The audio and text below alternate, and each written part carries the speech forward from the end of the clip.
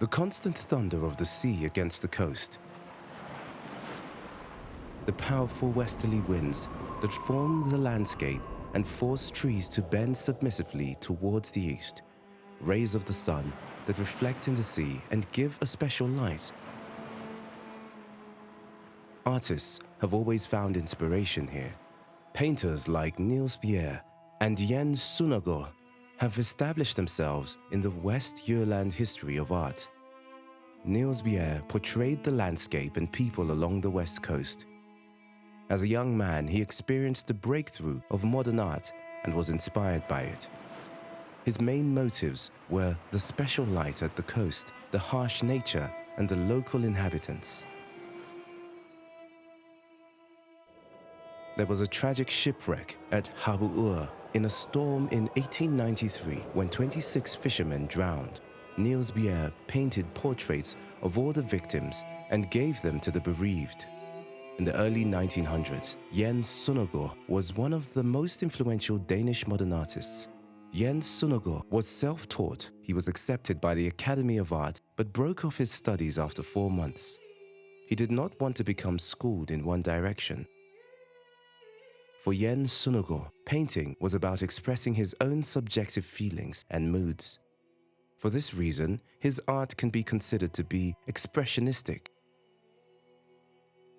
Tore Larsen was a Danish poet who saw natural processes as the result of sacred primitive forces. Several composers have written music to Tore Larsen's beautiful poems. Some of them have become part of the Danish national heritage and are sung quite often. Today, there are still many artists and craftsmen that are inspired by the wonderful, harsh nature in the Geopark area.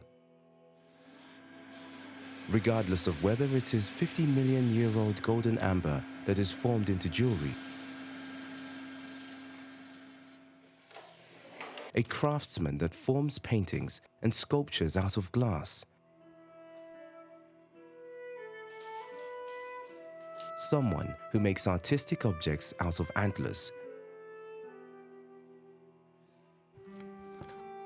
a craftsman that makes large sculptures and installations in the open air,